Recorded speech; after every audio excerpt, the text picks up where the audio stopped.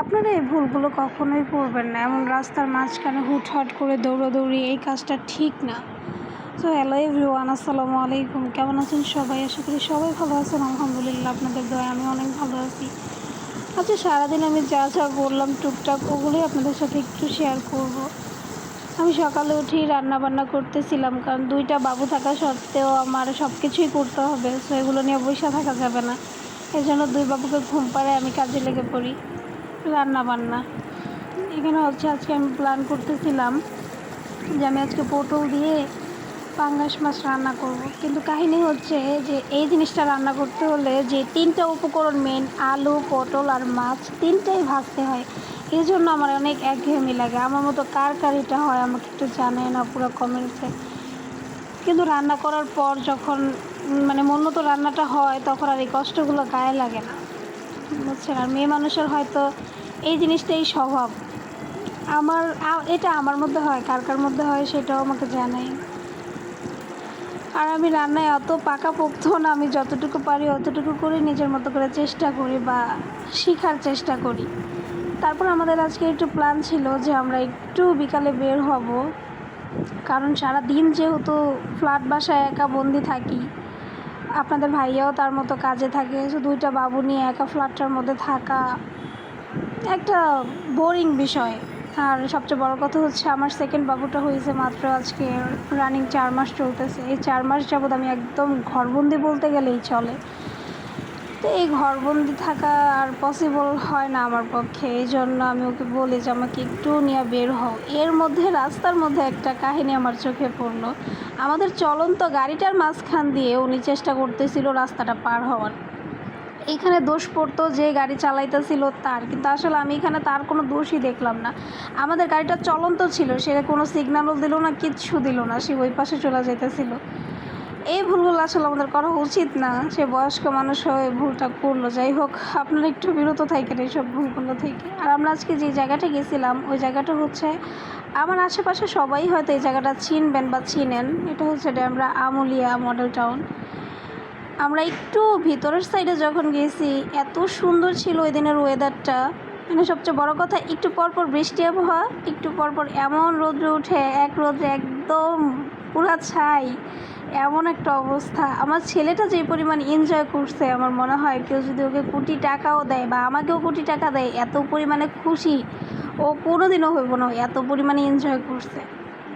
প্রায় বহুদিন পর ওকে নিয়ে বের হওয়া হয়েছে, কারণ বাবুর যেহেতু 4 মাস রানিং, আমার প্রেগনেন্সি গেছে, সব মিলিয়ে আমরা 1 বছরের মতো, ও যখন একটু ঝাড়া দেওয়ার বয়সটা ওর হয়েছে তখনই ও আমার সাথে সাথে গৃহবন্দী, এরকম একটা অবস্থা। তো এখন আমার ছোটো বাবুটাকে আমার মার কাছে রেখে আমি ওরে নিয়ে একটু বের হওয়ার চেষ্টা করতেছিলাম। তারপর আলহামদুলিল্লাহ আল্লাহ আমার ওই সুব্যবস্থাটা করেই দিল।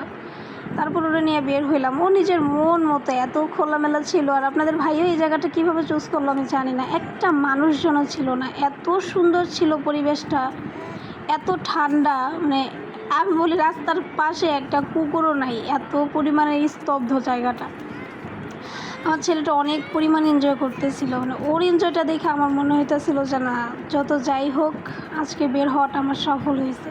ও একদম মন মতো, নিজের মন মতো ঘুরতেছিল। আর ওকে আমি ভয় দেখাইতেছিলাম, বাবা এইখানে যেও না, ওইখানে যেও না। কে শোনে কার কথা? সে তার মতো আনমনে দৌড়াইতেছিল।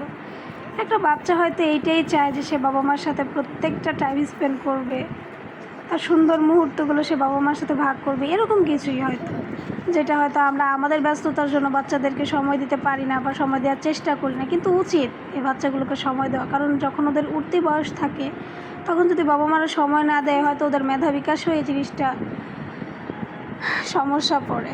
যাই হোক, আজকে অনেক এনজয় করছে আলহামদুলিল্লাহ।